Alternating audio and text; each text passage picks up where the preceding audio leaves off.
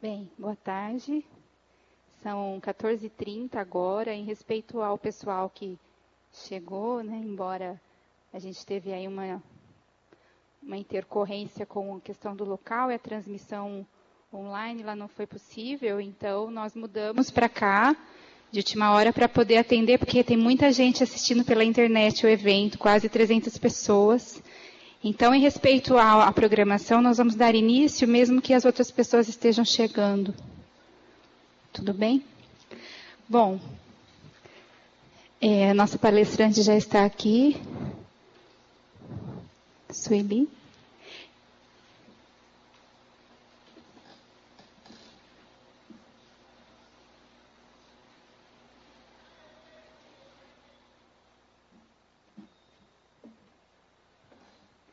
Bom, prezados alunos, alunas, professores, já temos professores presentes, pessoal da internet que nos assiste, senhoras e senhores, boa tarde. Sejam bem-vindos às oficinas da primeira semana da escrita científica. No período da tarde, nós começaremos com essa programação diferenciada, um pouco mais informal, para tratar de assuntos tão atuais e tão necessários para o momento na nossa comunidade acadêmica. Para o bom andamento das nossas atividades, eu peço a sua atenção para alguns avisos importantes. Desligue o seu celular durante a palestra ou coloque-o no modo silencioso. Evite sair durante a apresentação. Utilize o formulário de perguntas distribuído pela equipe de apoio para registrar suas dúvidas. Os formulários serão recolhidos antes do momento das questões abertas e serão encaminhados ao palestrante para resposta. No dia do encerramento, na quinta-feira, dia 19, haverá o sorteio de um tablet Galaxy Tab ET113, uma cortesia da empresa Dotlib a todos os participantes inscritos no evento. Para cada atividade do evento, será entregue um cupom, exceto para a oficina do dia 19. Então, a cada dia, uma chance a mais de ganhar, né, o prêmio. A urna para depósito dos cupons encontra-se na recepção. A declaração de participação na programação matutina será disponibilizada pela divisão de biblioteca aos participantes que comprovarem no mínimo 2/3 de frequência no evento. A declaração de participação nas oficinas não segue o critério anterior. Será enviada aos participantes das respectivas atividades. As fotos das palestras e oficinas serão disponibilizadas na fanpage Biblioteca Exalc após o término do evento.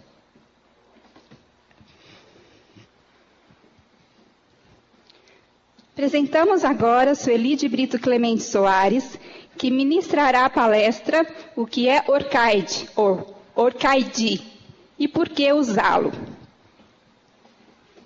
A palestrante é sócia proprietária da empresa Content Mind, possui graduação em biblioteconomia pela PUCamp, é mestre em educação, ciência e tecnologia pela Faculdade de Educação da Unicamp e também é professora das disciplinas Bibliotecas Digitais e Cultura Digital no MBA Gestão de Cidades da Informação, da Unicep São Carlos. Professora, boa tarde. Boa tarde a todos e a todas. Prazer em vê-los aqui. Agradeço o convite. Eu recebi de pronto, imediatamente aceitei o convite, porque é um grande prazer poder estar aqui novamente com vocês, né? Em diversas oportunidades já estive conversando com a biblioteca e agora neste evento promovido pela biblioteca eu me sinto assim muito honrada em poder contribuir com vocês com um assunto tão importante para vocês, né? Então o tema que nós vamos falar nesta tarde é sobre o ORCID, ou ORCID, ou ORCID. Há diversas formas de pronunciar e nós vamos falar daqui a pouquinho sobre isso. o que é e por que usá-lo. Então, se eu conseguir cumprir hoje aqui uma missão a que me propus a conquistá-los, onde é melhor eu ficar? Para cá. Então tá, você me direciona aí, que eu nunca fui artista, viu, gente? Então, ele precisa me orientar. O que eu gostaria de dizer para vocês que é a minha missão nessa tarde é conquistá-los a terem o vosso próprio ORCID. Por quê? Vocês não fazem ideia da importância que é para um pós-graduando, para um docente, ter este código. Então, eu gostaria de começar fazendo a seguinte pergunta. Como é depois do almoço, então nós precisamos acordar, né? Eu gostaria que ficassem em pé quem já tem o ORCID. Quem já tem, por favor, se coloque em pé. Quem já tem esse código, já cadastrou. Estão vendo, gente? Olha para trás. Então, acho que nenhum terço... Obrigada, pode ser sentado. Acho que nenhum terço dos participantes tem este código. Então, com certeza, nessa horinha que nós teremos aqui, nós vamos nos dedicar a entender o que é, como funciona e, principalmente, por que você deve ter o teu código, certo? Então, essa é a minha missão. O meu e-mail está aí à disposição para que vocês possam entrar em contato, caso queiram posteriormente ter algum contato comigo. Desde que conectado, eu estou sempre com o meu Skype aberto. Também, caso queiram conversar comigo por Skype, será um prazer atendê-los. E eu sou uma microempresária. Nessa situação em que o nosso país passa hoje, eu era, até algum tempo atrás, uma microempresária. Hoje, eu me autodenomino como uma microempresária neste período que nós estamos vivendo. E a nossa empresa chama-se Content Mind. Os que entraram receberam um folder dos cursos online que nós oferecemos. Essa palestra de hoje está incluída em um dos cursos. A oficina de amanhã, que é Pesquisa Acadêmica na Web Nível Avançado, é um dos nossos cursos. E o currículo Lattes também é um dos nossos cursos. Sendo que o Lattes, ele é um curso online, oferecido gratuitamente pela Content Mind, na modalidade MOOC. Então, caso vocês possam compartilhar este folder, este conteúdo para os vossos colegas que não puderem estar aqui, então nós agradecemos a vossa colaboração. Primeira pergunta, então o que é o ORCID? É uma sigla. ORCID é uma sigla que significa Open Researcher and Contributor ID. ID todo mundo sabe o que é. Identification, ou identificação, ou um código identificador. Então, é um identificador digital para quem? Para os pesquisadores e contribuidores. Então, todas aquelas pessoas que são autores, editores, publishers, sejam comerciais, sejam não comerciais, podem usufruir dos benefícios de ter um ORCID. Qual é a missão a que se propõe o ORCID? Ele tem a missão de conectar sistemas. E este é o principal diferencial dos demais IDs, e nós vamos ver daqui a pouco os porquês. Agora, qual a pronúncia correta? Eu já ouvi a pronúncia dessa sigla de diversas formas. ORCID, mineiro falando é ORCID, uai, né?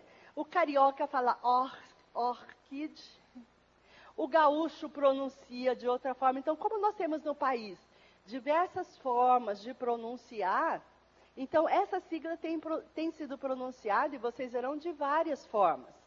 Mas, segundo a Lilian Pessoa, que é a representante do ORCID na América, para a América Latina, a pronúncia correta é ORCID. sendo que americanos ou as empresas que fundaram o ORCID, eles usam o ID após a sigla. Então, fica ORCID ID, quando colocam o ID duplicando na frente da sigla. Então, é ORCID, segundo a Lilian Pessoa. Agora, com certeza já passou pela vossa cabeça essa pergunta. Olha, eu já tenho o ID da Thomson Reuters, o Research ID. Eu já tenho o ID da Scopus. Eu já tenho o ID do Google Acadêmico. Então, não é muito ID para um pesquisador só. Então, para que eu preciso de mais um ID? Será que eu preciso realmente ter um ORCID, sendo que eu já tenho outros IDs?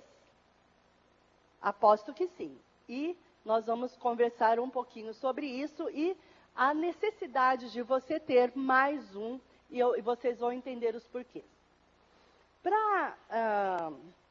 Normalmente, as palestras que eu tenho feito, é difícil esse slide descolar de mim. Quem já me ouviu em alguma outra ocasião, certamente já viu esse slide aí. Porque é importante você ter mais um ID, esse ORCID. Porque nós estamos vivendo um momento informacional ímpar na história da humanidade. O momento informacional que nós estamos vivendo nunca ocorreu anteriormente. Porque nós estamos vivendo um momento informacional híbrido. Híbrido por quê? Ele é uma mescla do sistema informacional vertical que vigorou até final de 2000, mais ou menos, até o final de 2000. E a partir daqui nós estamos vivendo um momento informacional totalmente horizontalizado. Então, nós nem saímos do sistema informacional vertical, onde a informação ela era criada, ou a geração da informação, ela era feita de um canal para todos os demais. Sendo que hoje nós estamos vivendo um sistema informacional que desde a geração da informação, todos geram e distribuem para todos ao mesmo tempo. Em contraponto àquele sistema informacional verticalizado que vigorou no sistema impresso, até quando o impresso ele imperava soberano. Então, pensa um pouquinho comigo. O que é que mudou hoje no nosso sistema informacional? Hoje ele é totalmente desterritorializado e atemporal. Principalmente através do uso desses devices eletrônicos, desses equipamentos móveis que nós estamos utilizando. Se eu pedir aqui, quem não está com o seu celular aqui, poucos levantarão a mão. Isso significa o quê? Que você está com um equipamento que te torna uma pessoa desterritorializada e atemporal, com toda a informação que você gera e que você consome, e que essa informação é distribuída de alguma forma e chega até você no teu equipamento, onde quer que você esteja, desde que conectado. Então, a diferença do sistema informacional vertical para o horizontal é essa. O vertical, a informação partia de um único canal e era distribuído para todos os demais. Sendo distribuído a partir de um único canal, havia um controle da informação. Hoje não. Essa forma de distribuição desterritorializada, atemporal, de qualquer um, de todos para todos, se perde o quê? O controle. Tanto é que grande parte dos países estão estudando a questão. A informação está tão descontrolada, como é que nós vamos controlar o que o povo pode saber ou não pode? A geração da informação, a distribuição, a circulação. Então, é essa questão. Agora, onde entra a escrita científica neste contexto? Nós precisamos urgentemente romper com o paradigma que vigorou até então, que era o paradigma do impresso. Com certeza, a maioria das revistas que nós consultamos online, nós entramos na revista ou no portal CAPES ou numa base de dados, fazemos a pesquisa, recuperamos aquele artigo, recuperamos os PDFs e aquele artigo foi publicado na web, da mesma forma que sempre foi publicado no papel. Então, é um PDF fechado, chapado, que você imprime para ler. Porque você não consegue ler em tela um PDF escrito numa letra Times tamanho 12. Você não consegue ler em tela. Então, você tem que imprimir para conseguir ler aquele artigo. Então, por isso que eu disse que é híbrido. E por isso que eu digo sempre que nós precisamos aderir, de fato, às funcionalidades que estão disponíveis online. Um dos cursos que vocês têm aí na lista um dos últimos até da lista, é o único curso que nunca teve nenhum aluno. O título do curso é Como construir ou redigir um artigo hipermídia. Para minha surpresa, ninguém quer aprender como redigir um artigo hipermídia. O que é o artigo hipermídia? É aquele artigo em que o autor vai incluir, por exemplo, ele vai publicar numa revista eletrônica, uma revista que está na web. Só que essa revista recebe os PDFs ou converte em PDF da mesma forma que ela sempre fez na versão impressa. Então, nós estamos imprimindo na web os nossos periódicos. O que é que precisa mudar? A escrita científica precisa evoluir para novos patamares. Então, se nós temos na web funcionalidades que nós não tínhamos no papel, por que é que nós não estamos usando essas funcionalidades? Por exemplo, quantos de nós já escrevemos artigos em que publicamos não tabelas estáticas, mas tabelas dinâmicas? Por que as nossas tabelas não são dinâmicas e não estáticas? Por que você não fornece tabela dinâmica no teu artigo? Por que o teu artigo não tem áudio explicando essa tabela? Por que o nosso artigo não inclui vídeos? Você fez entrevistas? Por que você não publica os vídeos dessas entrevistas? Tá certo? Então, o que acontece? A nossa cabeça, a nossa escrita científica está formatada para o impresso. E isso a gente precisa mudar. A partir da geração de novos artigos e a partir da conversão da cabeça dos próprios editores. Porque se os editores não abrirem as suas revistas para receberem artigos hipermídia, então também não vai adiantar o autor submeter. Mas podem perceber que há muitas revistas top, revistas da vossa área, que são famosas, as de fator de impacto maior, já estão abrindo, naquelas diretrizes para autores, podem ler lá, que já tem cláusulas dizendo que estão recebendo artigos hipermídia. E cadê os autores que sabem escrever artigos hipermídia? Então é isso, o desafio nosso é nós precisamos aderir a escrevermos para a web. Quantos nós, os que estamos aqui, sabemos escrever para publicar na web? Tá certo? Então, é um desafio a ser enfrentado. Então, a escrita científica no sistema informacional híbrido deveria incluir algumas características que eu não tenho visto na maioria das revistas, na maioria dos artigos, na maioria das teses. Quantas teses incluem? Se incluir vídeo, são sempre, vamos dizer, num CD, num anexo, num adicional, mas não faz parte do texto.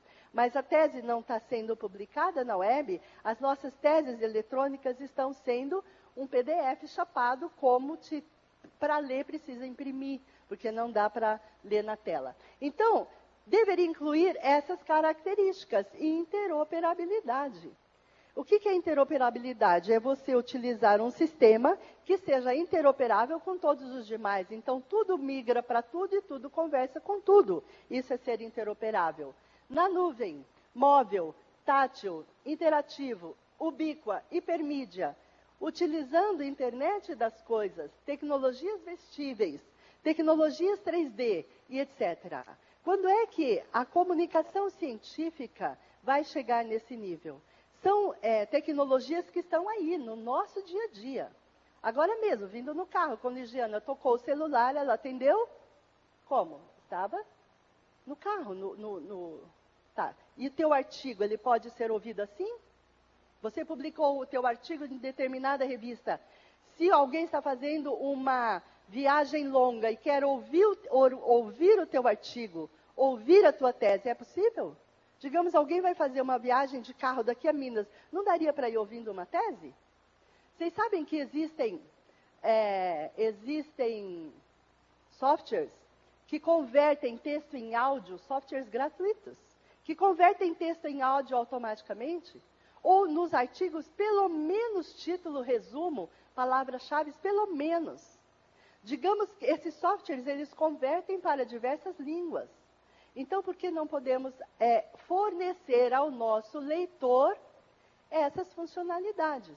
Alguém pode ter rido assim, mas quem que vai querer ouvir uma tese daqui até Minas de carro, não é mesmo?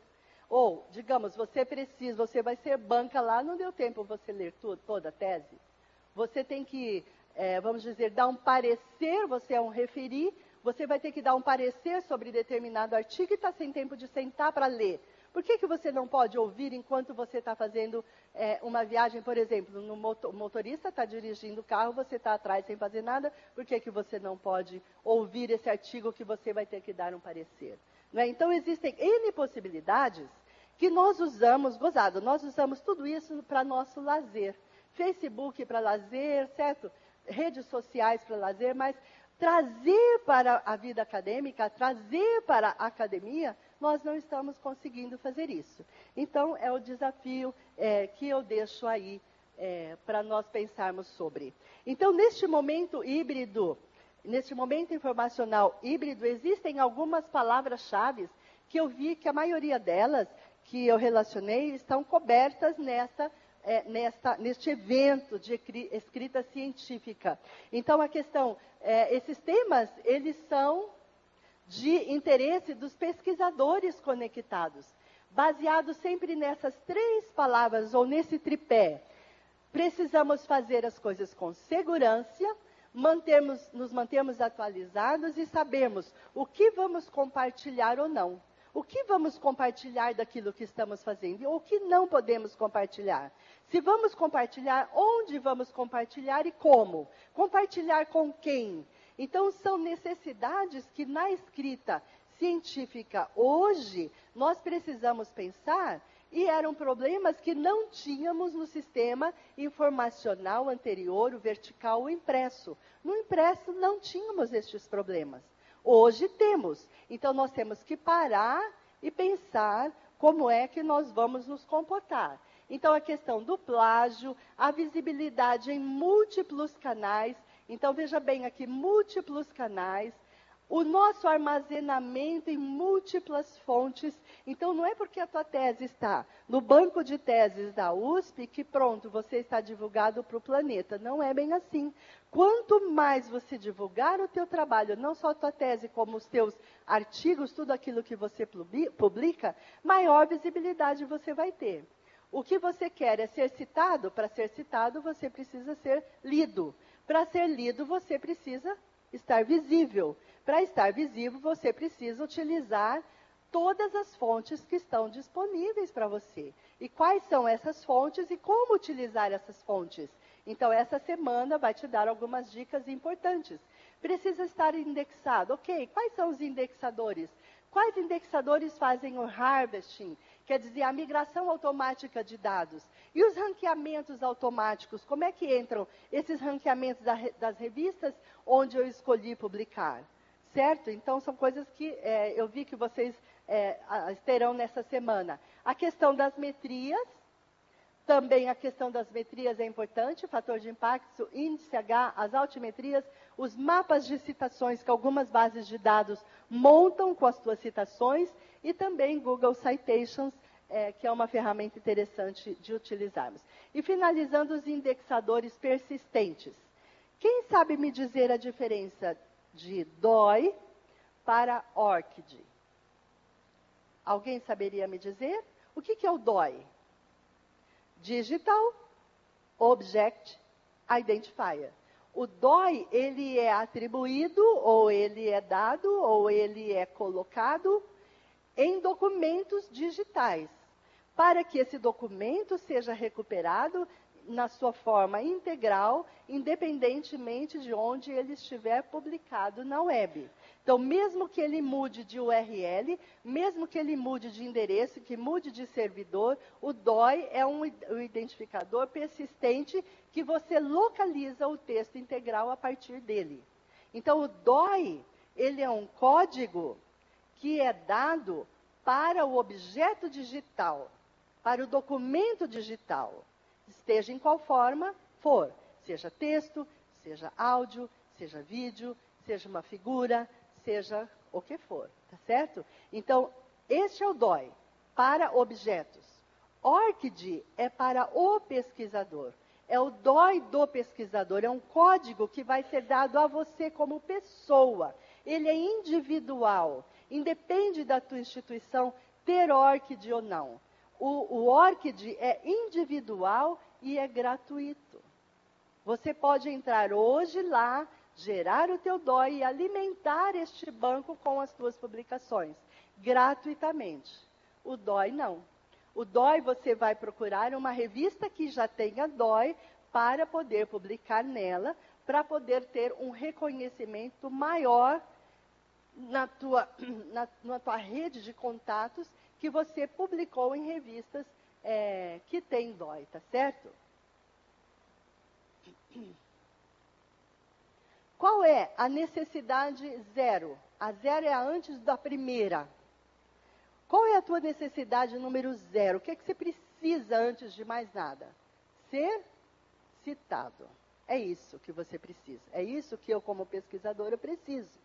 Não adianta eu fazer um trabalho lindo, divino, maravilhoso, publicar numa revista de fator de impacto lá em cima, se eu não for citado. O meu trabalho naquela revista maravilhosa não é lido, não é citado. Isso não interessa a mim.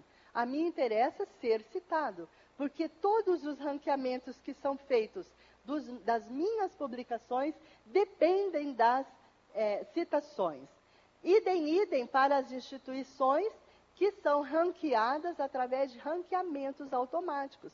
Então, aqueles ranqueamentos, USP em primeiro lugar, segundo lugar tal universidade, terceiro lugar. Então, aqueles ranqueamentos, aqueles robôs que fazem aqueles ranqueamentos de instituições e que são divulgados na mídia internacional e que fazem toda a diferença para que consigamos ou não aportes financeiros para as nossas pesquisas, nós dependemos desses ranqueamentos.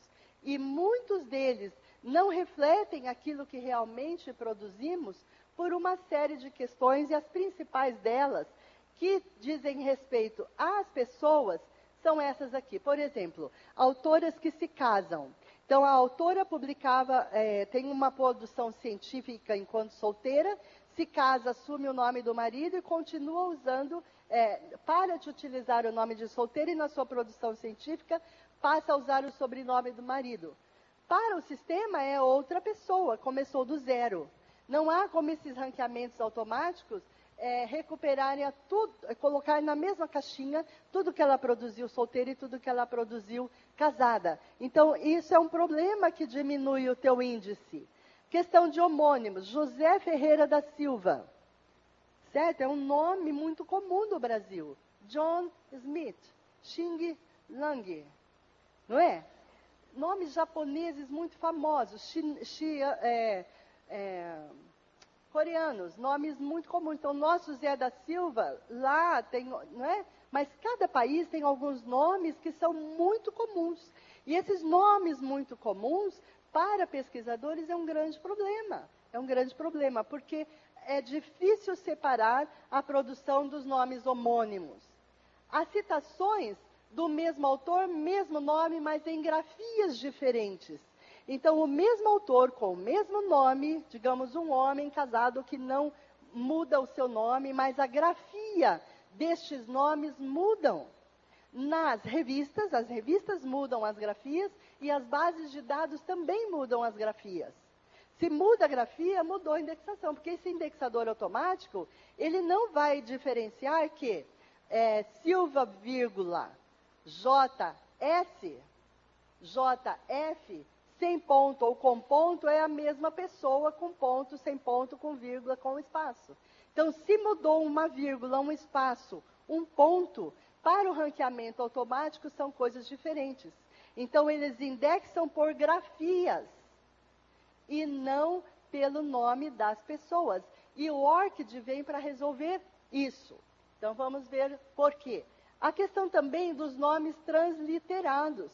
Então, os nomes que originalmente não são escritos, né, no nosso alfabeto, quando são transliterados, eles trazem problemas. E nomes que levam acentos, por exemplo, os nomes franceses. Muitos acentos agudos, muitos acentos graves, e normalmente esses ranqueadores, esses softwares, eles são escritos em inglês, ainda que não sejam americanos, e no inglês não tem acento. Então, um sobrenome, por exemplo, Nóbrega, que tem um acento, outros sobrenomes em português que têm acento, já confunde na questão do ranqueamento automático. E quem mais sofre são os franceses, que têm muito acento agudo e grave nos nomes. Então, o ORCID vem para resolver isso e nós vamos explicar por quê. Então, esses fatores, entre outros, eles dispersam as citações. E se dispersam as citações, eles diminuem os teus índices, inclusive índice H. Então, com uma grafia você vai ter uma recuperação e com outra grafia no teu nome, uma outra recuperação. Isso está claro? Tá? Ok? Bom, um exemplo ali. Farias é a mesma pessoa. O cidadão chama-se Gilberto Farias Calil. Ele pode ser escrito Farias, entre outras, né? Farias, vírgula, G.K. Essa é uma pessoa. Outra pessoa, Farias, espaço, GK sem ponto e sem espaço. É outra pessoa para o ranqueador. Farias, vírgula, Gilberto Calil, tudo por extenso, com uma vírgula depois do sobrenome. Ou na ordem direta, Gilberto Farias Calil. Então, é um exemplo que mostra a diversidade de nomes que pode ter a mesma pessoa. Isso é muito ruim para o pesquisador. E independe dele. Por quê? As revistas que você publica, elas têm as regras da revista.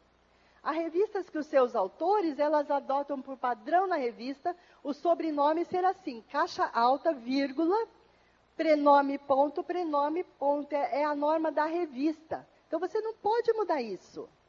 A base de dados em que essa revista é indexada adota uma outra maneira. Então, na revista você está assim e na base de dados que indexa a revista está de outra forma. Se a mesma revista é indexada em várias bases de dados, cada uma delas tem a sua regra e cada uma delas vai indexar os nomes dos autores de acordo com as normas de cada uma das bases. Entenderam bem qual é o problema? Quem perde aqui é o autor, porque ele quer ser citado, ele quer ser indexado, ele quer ser lido. Uma lição de casa. A hora que vocês tiverem um tempinho, faz uma lista de como seu nome já foi citado. Em revistas, em bases de dados. A produção que você tem, faça isso, faça uma lista das maneiras, da diversidade de formas que você já foi citado, porque isso aí você vai incluir lá quando você gerar o teu ORCID. Ok? O ORCID, ele resolve esse problema porque quando você abre um registro neste código, ele te dá campos para que você informe ao sistema quais são as variáveis do teu nome, de citações do teu nome, e aí ele vai rastrear na internet onde você foi citado, independentemente da forma, aquelas formas que você alimentou o sistema. Ok? Então, quem puder já ter essa lista, vai ser ótimo. Então, por que ORCID? Por que a necessidade de termos mais um ID? Porque há uma necessidade de um identificador digital para autores, de um RG do pesquisador. Aliás, a revista FAPESP, quando publicou uma matéria sobre o ORCID, chamou o título da matéria exatamente esse, um RG para o pesquisador. E um sistema que seja interoperável, quer dizer, não adianta alimentar o teu ORCID e ele não conversar com ninguém. Ele foi construído numa plataforma open source, quer dizer, uma plataforma aberta. ela conversa com qualquer sistema. Então, ela pode ter interoperabilidade, digamos, até com o nosso Lattes, certo? Então, pensa bem, você alimenta lá no ORCID e o ORCID, através desse sistema, alimenta automaticamente o teu Lattes. Alimenta automaticamente as demais, digamos, agências de fomento que você tem que preencher aqueles quilos de formulário. Então, o ORCID se propõe a isso, a economizar o teu tempo de preencher N formulários com os mesmos dados. Porque você vai preencher num lugar só, numa plataforma que vai ser, ao longo do tempo, cada dia mais, vai conversar ou trocar metadados com outras plataformas institucionais. Daí a importância das instituições fazerem as assinaturas como instituição. Porque o ORCID para o pesquisador, ele é gratuito. Você aqui mesmo, se tiver com o teu computador, teu tablet, teu telefone aqui, você pode agora gerar o teu ORCID. Agora, alimentar esse registro, você pode fazer ou a tua instituição pode fazer. Então, digamos, o Dédalo já tem cadastrado a produção científica dos seus pesquisadores em banco de dados. Então, por que eu, pesquisador, vou precisar incluir lá no ORCID os dados que já tem no Dédalus? Não, se a instituição fizer essa assinatura como instituição, aí eu autorizo a minha instituição a puxar de Dédalus e de todos os demais lugares onde tiver, de todo o banco, até da própria universidade, o meu registro como funcionário USP. Então, o ORCID é interoperável. Basta abrir o sistema na ponta de cá para que os metadados sejam retroalimentados. Tanto alimentar lá, como de lá para as agências. Então, ao longo do tempo, digamos, FAPESP, FINEP, as nossas agências nacionais, entrando como membros de ORCID, aí você, como pesquisador, todos os teus dados já estão lá. Então, basta você fornecer o teu ORCID, teus dados comuns, aqueles que não mudam, pessoais, já são retroalimentados para os sistemas das agências de fomento. Então, nós estamos caminhando a passos largos para isso. Tá? Estamos caminhando. Agora, interoperável, gratuito para o pesquisador, ele é open, permite uma governança de dados. Pensa bem, você alimentando em um lugar só e de lá já alimentar Lattes. Aliás, ORCID já está em negociação, nós ouvimos da Lilian Pessoa, que é a responsável pelo ORCID na América Latina, que o ORCID está em negociação com CNPq CAPES para que possa haver a interoperabilidade entre os dois bancos de dados. Então, você alimentando em um único lugar, o outro se retroalimenta. Dessa forma, no que ganhamos? Serão eliminados retrabalhos, né? Aqueles quilos de formulários que a gente tem que preencher, N vezes informando as mesmas coisas para N instituições. Outra coisa importante, eliminar ambiguidades. Como eu disse, os nomes comuns, as duplicatas de nomes para pessoas diferentes e a diversidade de nomes para a mesma pessoa, tudo isso causa uma ambiguidade. Então, o ORCID ele pretende promover a desambiguação, quer dizer, cada um é cada um pelo seu código, independentemente da grafia ou da instituição. Hoje, nós temos no mundo pouco mais de 2 milhões de registros, até maio de 2016. No Brasil, ou seja, na América Latina, cerca de 15 mil, e a maioria da América Latina é formado de brasileiros. Bom, por que mais um ID? Em 2008, a Thomson Reuters lançou o Research ID, que é um código que identifica pesquisadores que publicaram em revistas que estão indexadas na Web of Science. Então, se você não tem publicações indexadas na Web of Science, então não vai ter como você utilizar esse Research ID para outras coisas que não sejam Thomson Reuters. Ele é restritivo, né? Então, somente pessoas que têm a possibilidade de... Ele é restritivo porque está atrelado a Thomson Reuters e a Web of Science. Da mesma forma, Scopus. A Scopus também tem um ID, e nós já aprendemos, né, aqui, eu sei que já foi dado, tivemos N treinamentos, capacitações, estimulando aos pesquisadores terem Research ID e terem o ID da Scopus.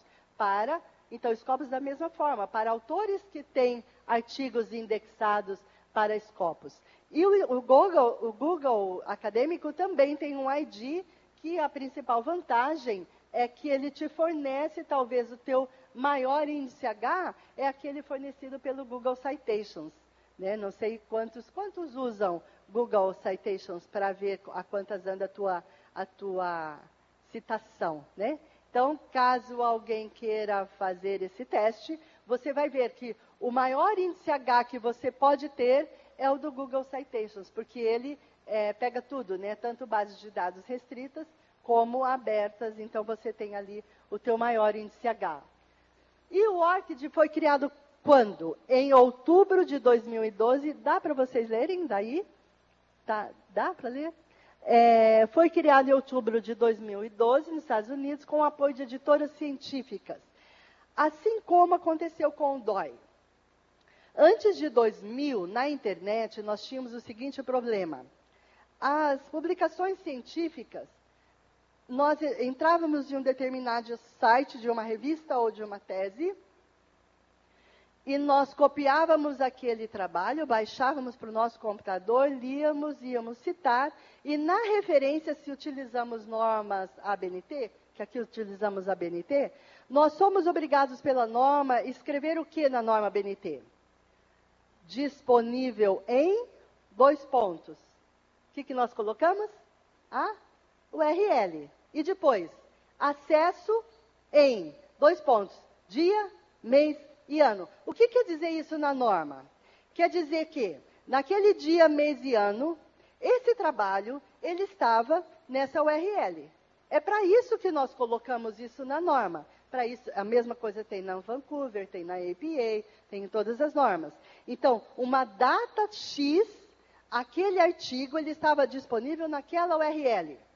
Aí as editoras, essas mesmas que estão que criaram o ORCID, pensaram um pouco, peraí, por que nós não criamos um código, que depois veio a ser chamado de DOI, um código em que, mesmo mudando a URL, este código possibilita ao leitor chegar no texto completo, independente da URL. O que acontece? As editoras compram umas às outras.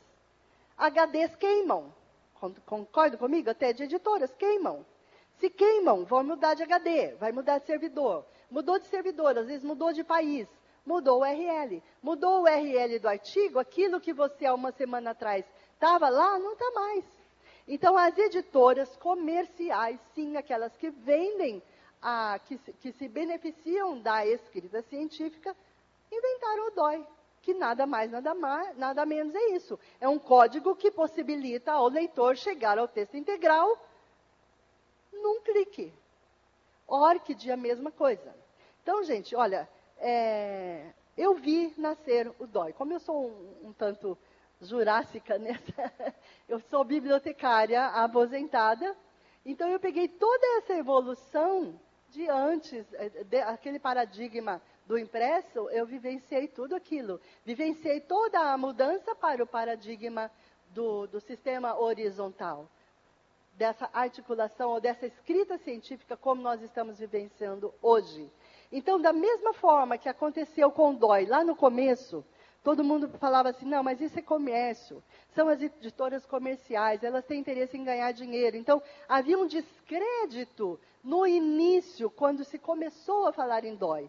E principalmente aqui no Brasil, demorou um pouco para colar as editoras, os editores brasileiros a começarem a utilizar DOI. Quando é que de fato começou a utilizar? Quando o Lattes colocou o DOI como um campo a ser preenchido. Então, quando no teu currículo você vai registrar um artigo que você publicou, o que é que tem lá no formulário? Um campo para você colocar o DOI daquele artigo, certo? Então, aí o pesquisador começou a dar importância a isso. Da mesma forma, ORCID. A hora que Lattes colocar um campo para que o pesquisador informe o seu ORCID, então aí as pessoas começarão a prestar atenção. Mas eu vim aqui justamente para dizer isso. Você não precisa esperar a CAPES pedir isso para você. Você pode começar a usufruir disso hoje, porque vai ser bom para você aumentar a tua visibilidade como pesquisador, independentemente de outras plataformas. Então, veja bem, ele foi gerado num ambiente open, então ele é gratuito, irrestrito, interoperável com outros sistemas, pois permite intercâmbio de metadados com todos os sistemas. Você pode alimentar a partir de revistas indexadas em bases de dados abertas e restritas. Está crescendo a adesão de publishers, tanto os internacionais mais famosos estão aderindo a esta plataforma. Por exemplo, a I3E, eu ouvi numa palestra da Lilian Pessoa semana passada, que ela ofereceu pela Springer, se não estou enganada. A I3E, por exemplo, já não está aceitando mais submissão de trabalhos para as suas revistas que não tenham o ORCID dos autores. Então, nós estamos evoluindo rapidamente para ser mandatório o pesquisador ter ORCID, por uma série de fatores que nós estamos vendo aqui. O que acontece? Você tendo ORCID, você está favorecendo as métricas automáticas de citação dos seus trabalhos. Se você publicou, seja em repositórios, em bancos de teses, ou até mesmo em redes sociais, nos seus blogs, Facebook, etc. e tal. Te permite uma governança dos teus dados, porque aí todas as tuas publicações vão estar todas num lugar só. Eliminando as burocracias de formulários com os mesmos dados, inclusive preenchimentos para agências de fomento. O sucesso da adesão ao ORCID depende o quê? Do pesquisador individualmente, dele ser convencido da importância para ele. Então, é importante para você ter o ORCID, porque é gratuito também. Se tivesse que pagar, já seria um fator complicador. E também as universidades estão aderindo como membros. As universidades membro, elas têm uma taxa a pagar de anuidade. E essa taxa está disponível lá no site, o valor que eles cobram.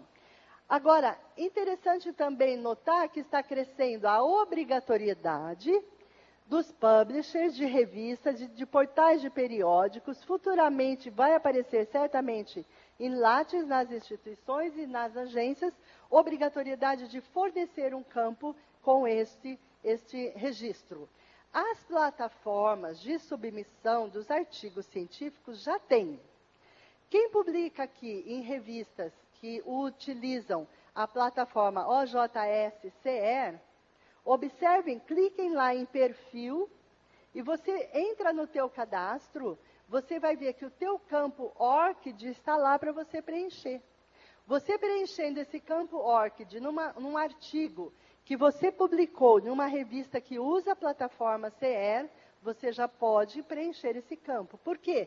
Lá na saída, quando um leitor for ler este artigo que está nessa revista e você preencheu este campo vai ser recuperável lá fora pelo leitor do teu artigo.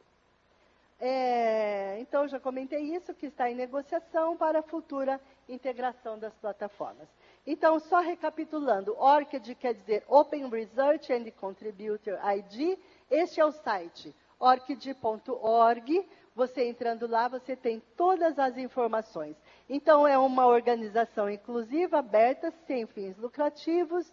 O ORCID ele é gratuito, integra pesquisadores em nível global e garante a integração de fluxos nas diversas atividades científicas. E a fonte desse slide está o link aqui. Os primeiros fundadores, Elsevier, que tem a Scopus, né? Que cuida da Scopus, a Thomson Reuters, a Crossref. Quem sabe o que é Crossref? O que é a Crossref? É uma agência que vende DOI. Então, todo mundo que publicou em alguma revista o seu artigo que tem DOI, se o teu artigo tem DOI, você está indexado numa base de dados que se chama Crossref. E a Crossref já aderiu como instituição aderiu não, né? Ela é uma das fundadoras. F1000, a Nature, etc. e tal. Então, os parceiros integradores de dados, adoção de vários programas e alguns membros. Esses são os fundadores. Aí eu trouxe a telinha para que vocês já conhecem essa tela, para você fazer o teu Research ID. Então, você entra na plataforma da Thomson Reuters, como é que você vai criar o teu Research ID? Nessa tela aqui. E eu trouxe para destacar o seguinte, ao criar um registro Research ID, você pode importar todos os dados de ORCID, está vendo aqui, ó? Associate your ORCID. Se você já tem ORCID, você vai criar o ID da Thomson Reuters, você fornece o teu ORCID e aí a Thomson vai trazer do ORCID todos os teus dados, sem que você tenha que digitar aquele formulário imenso. É comum para você entrar, por exemplo, em algum lugar que você queira assinar, seja um blog, seja um novo programa. Quando você vai baixar um programa, pula na tua telinha uma pop-up que está escrito assim, você quer logar pelo teu Facebook? Não acontece isso com você? Não é uma pop-up? Quer dizer, você não precisa criar outra senha, você pode usar a tua senha Facebook para baixar esse programa, para entrar nessa base, para assinar esse serviço. Da mesma forma, acontece com o ORCID. Você tendo o ORCID, daqui a bem pouco tempo, podem ter certeza, vai pular uma telinha. Qualquer ambiente acadêmico que você entra, você quer logar com o teu ORCID, porque é um identificador interoperável com qualquer outra plataforma. Então, vai passar a acontecer da mesma forma que hoje acontece com o Facebook. Aqui, quando você entra na Scopus para conseguir o Author ID da Scopus, da mesma forma, tem a informação que você pode alimentar o formulário da Scopus somente fornecendo o teu ORCID. Então, aqui eu tenho a tela de quais são os tipos de membros que se afiliam à ORCID. Então, são financiadores de pesquisa, organizações de pesquisas, os editores e as associações acadêmicas. Então, são esses tipos de organizações que têm basicamente aderido. E, no Brasil, a primeira instituição a se filiar como membro do ORCID, como membro institucional, foi a Unesp. E outras universidades estão fazendo também, estão em processo de filiação. Mas a que terminou em primeiro lugar foi a Unesp. E há pouco tempo, aí você entra neste site do ORCID, você procura lá os membros, a lista de membros e procura pelo país Brasil, você vai ver 3 instituições que já finalizaram essa associação. A primeira foi a Unesp, a segunda a Unicamp, a terceira, recentemente, afiliou-se ao Instituto Federal do Rio Grande do Norte. Tá certo? Então, são essas 3 que já finalizaram a afiliação. Então, onde eu posso utilizar esse meu código? Eu, pesquisador, onde é que eu ponho esse código? Para que ele serve? Onde é que eu vou colocar? Você deve incluir em todas as suas publicações científicas e informar, inclusive, no teu Lattes, mesmo que não tenha ainda um campo específico. Então, naquelas informações para o autor, escreva ORCID 2 pontos e coloque o teu ORCID. Isso vai ser útil para daqui a bem pouco tempo, né? Incluir em todas as suas publicações científicas, todas mesmo. Veja onde você já publicou os teus artigos, nas revistas onde você já publicou, entre lá no seu perfil de autor.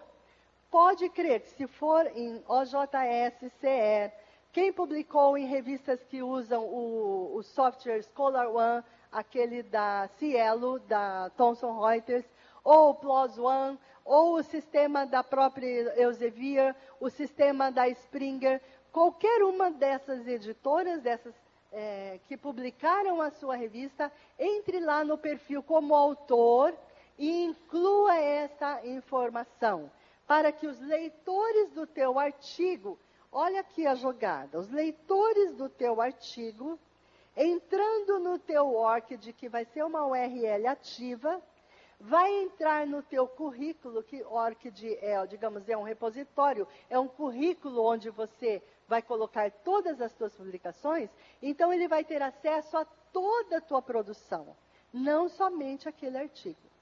Porque nem todo mundo, vamos dizer, um estrangeiro, que você colocou o teu link lá para o Lattes, vai entender o Lattes. E o ORCID é um sistema, vamos dizer, com fama internacional, é um currículo, vamos dizer, construído nos padrões internacionais e não brasileiros, como é o nosso Lattes. Então, ele tem finalidades outras, são diferentes as finalidades do Lattes. Mas é um ambiente, vocês vão entrar e vocês vão ver. Ele é muito interativo, é um ambiente bem fácil. Então, qualquer estrangeiro pode chegar a toda a sua publicação através do teu código, desde que você tenha colocado este código no lugar certo da forma correta, ok? Então, outro lugar, incluídos os perfis do autor, é isso que eu disse, nas revistas, nos autores que já publicaram em qualquer uma das revistas, entrem lá e preencham. Pesquisar em bases de dados pelo campo ORCID.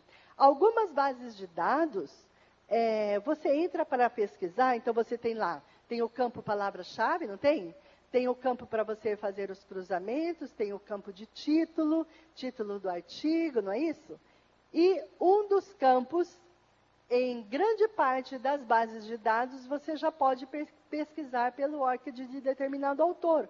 Então, eu quero recuperar todos os trabalhos de fulano de tal.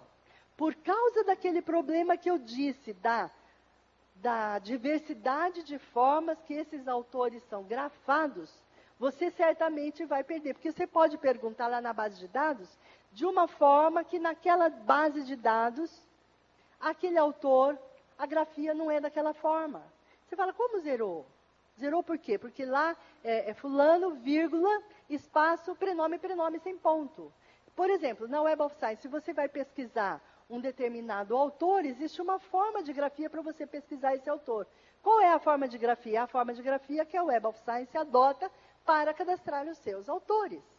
Eu tenho um único artigo, eu sempre falo isso, não me conformo. Eu tenho um único artigo publicado na Cielo. E é exatamente o único artigo publicado na Web of Science. Só que meu nome lá está errado. Eles interpretaram que meu nome é Sueli de Brito Clemente Soares. Eles acharam que eu era italiana, não sei porquê, De Brito. Então entra por De Brito.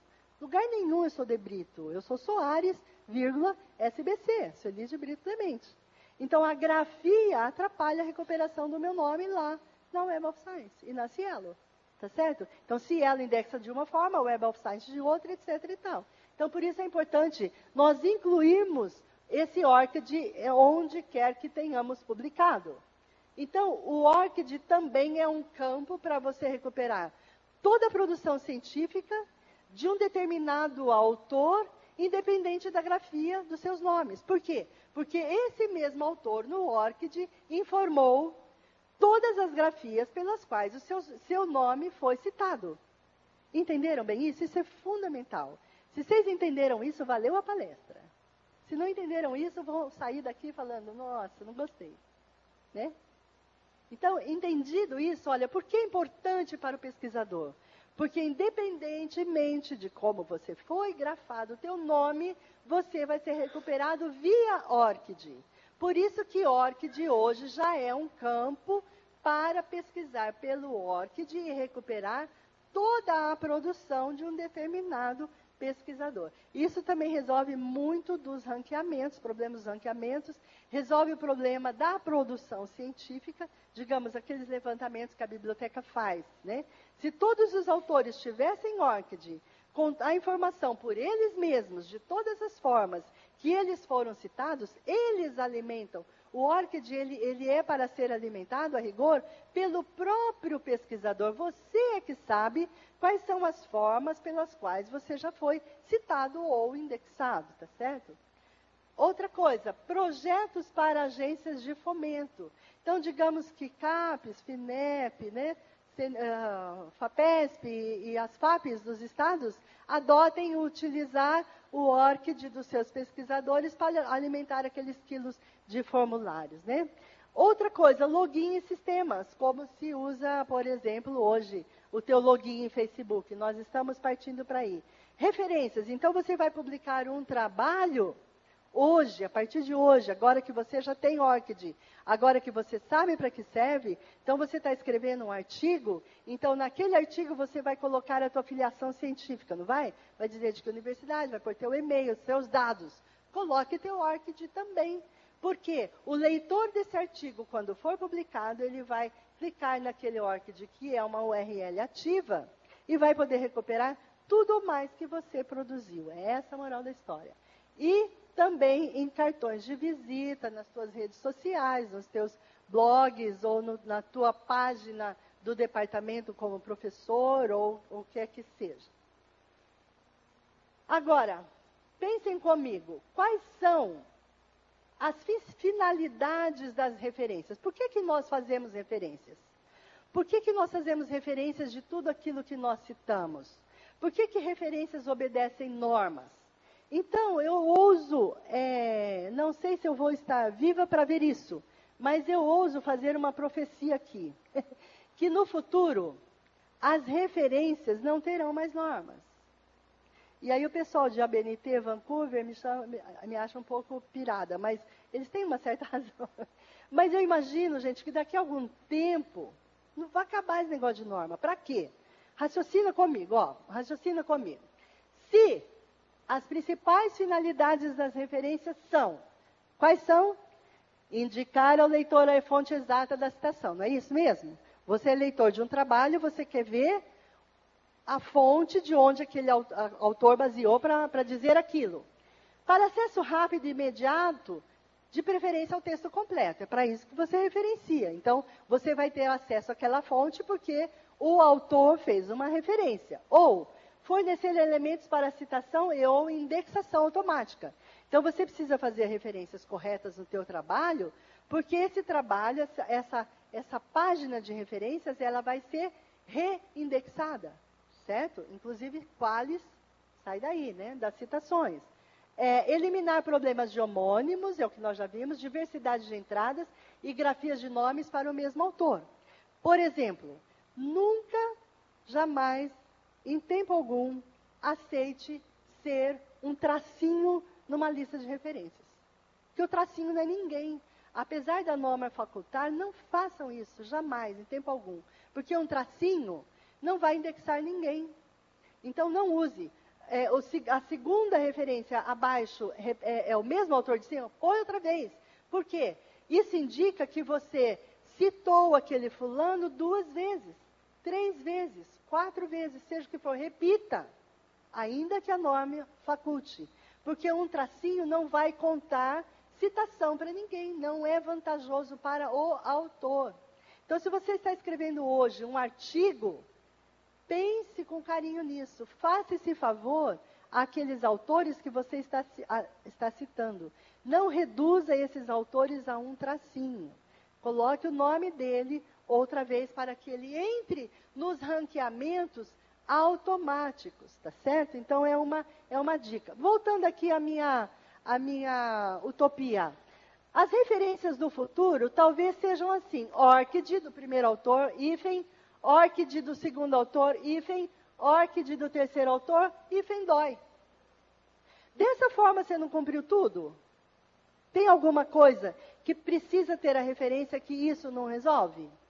Você tem todos os dados de todos os autores, toda a produção desses autores, os ranqueamentos automáticos, vai pegar tudo deles. DOI pega tudo daquele artigo, tudo. A URL estável, não uma URL que pode sair como disponível em acesso em. Quer dizer, a ABNT hoje, a 6023, está sendo reformulada e eu enviei para eles essa sugestão. Tendo DOI, para que informação redundante de acessível em, disponível em? O DOI já resolve. O DOI já é disponível, quer dizer, chover no molhado. Tem DOI? Não põe, porque é chover no molhado. Então, o DOI resolve. Agora, você diz, mas tem publicações que não tem DOI. Vocês sabiam que você, como pesquisador, se você publicou alguma coisa, você, como pesquisador, como autor, você pode conseguir um DOI gratuito para aquele teu trabalho? Digamos que você publicou numa revista que não tem DOI. Não tem. E é importante para você que lá no teu Lattes, essa revista, esse artigo que você publicou tenha DOI. Você pode procurar na internet um software, um ambiente gratuito que fornece DOI para pesquisadores, para publicações que não têm. Você pode atribuir um DOI ao teu trabalho. E ser uma URL resolver resolve tanto quanto o DOI comprado pela sua revista, pela sua instituição. Tá certo? Então, não tem desculpa para que, não sei, essa minha utopia em algum momento não se torne realidade. Aí a referência fica assim. Que norma é essa? Vancouver? ABNT? APA? Que norma? Precisa norma? Para que norma, né? Tá certo? E vocês que estão aqui, torçam para que essa norma chame-se CELI-BCS. Talvez. Então, vamos lá. Quem está aí com o celular, ou está na internet, ou está com tablet, ou está com computador, o lugar para você fazer o teu ORCID. Quem não tem, pelo visto aqui, a maioria não tem. Então, se não aqui, lá em casa, onde der, vocês entrem no orcid.org. É bastante simples. Olha, gente, passo 1, 2, 3. Passo 1. Aliás, se você estiver usando Chrome, você pode mandar traduzir essa página que fica até mais rápido. Mas todo pós-graduando que se preza tem que ler fluentemente essa página em inglês sem traduzir, tá certo? Então, primeiro passo, registrar-se. Segundo passo, adicionar as suas informações. E terceiro passo, onde você pode usar o teu Research ID, o teu ORCID ID.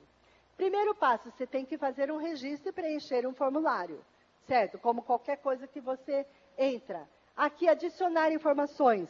Você tanto pode adicionar automaticamente, quer dizer, existem instituições, existem fornecedores de dados que já estão cadastrados lá dentro do ORCID, que você pode importar automaticamente toda a tua produção para dentro do teu ORCID.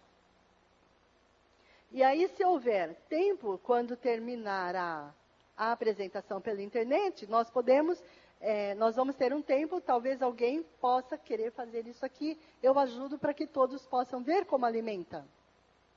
Podemos pegar qualquer pessoa que não tenha ORCID aqui, ela cria um ORCID para todos nós vermos, e ela mesma pode alimentar para que todos nós saiamos daqui, desta oficina, vendo ao vivo e a cores como é que se constrói, como é que se domina esse bichinho aí.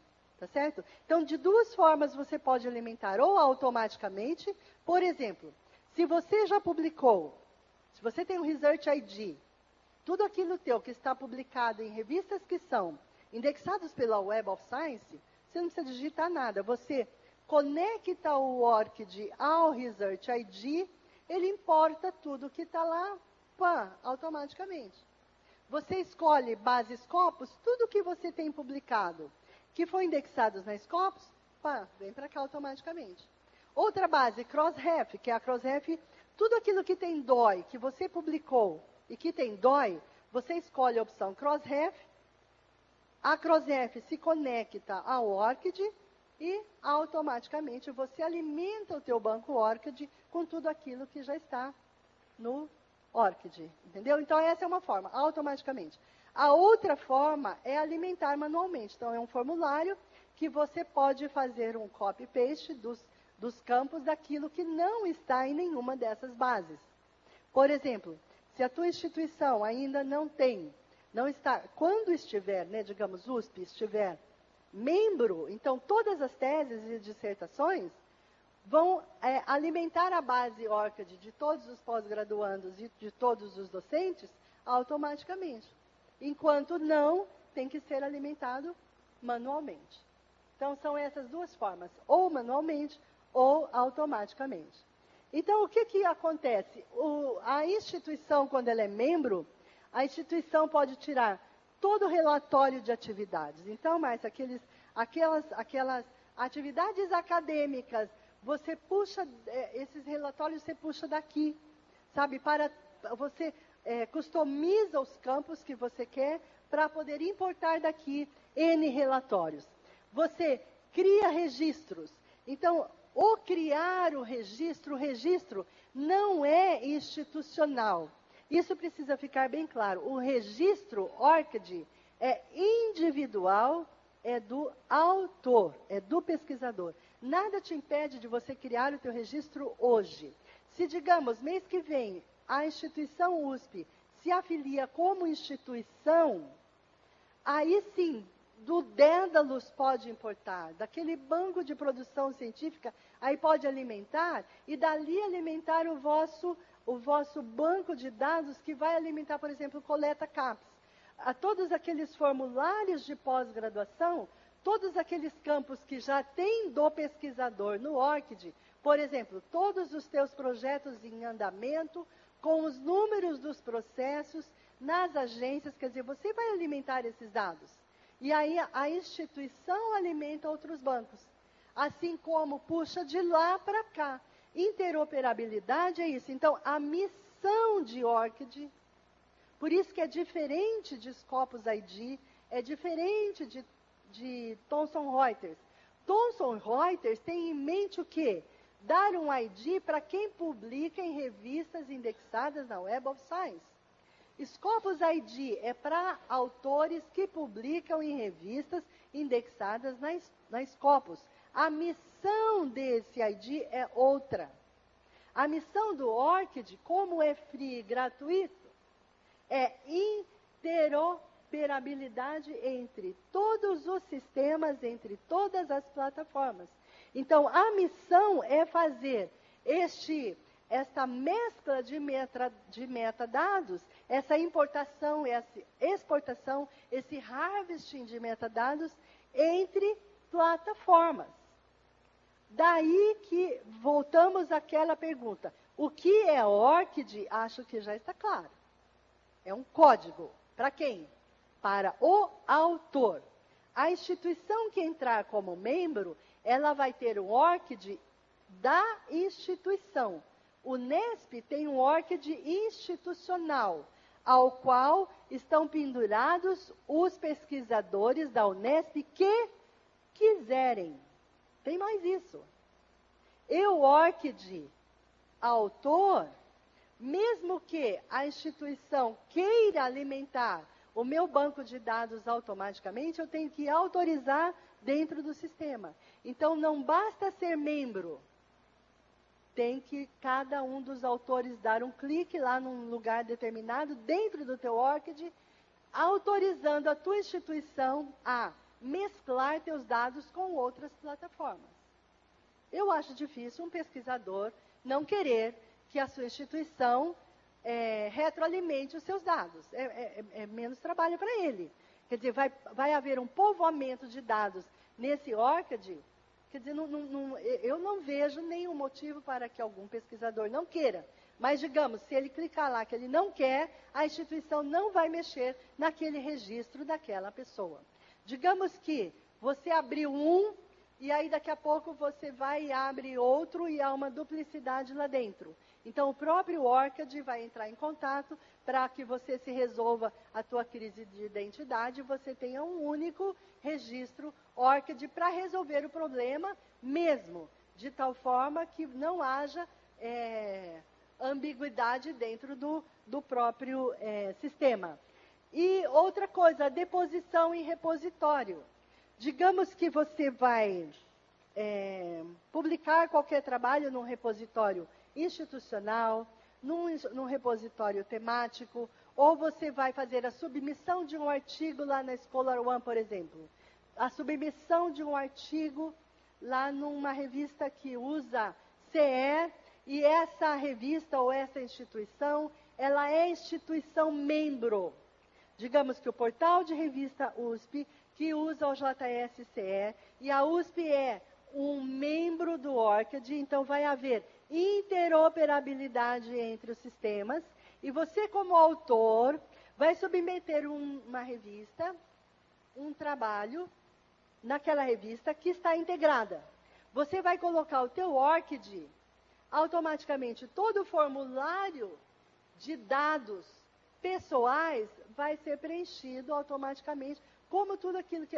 Ao formulário, se você usa Chrome, por exemplo, e você autorizou o Chrome a preencher os formulários com os teus dados, quando você entra para preencher um novo formulário, já não vem lá tudo? Teu endereço, ok? É mais ou menos isso. Então, o que acontece? Há uma interoperabilidade entre plataformas, por mais diferentes que elas sejam, que é o melhor dos mundos, é o que a gente quer.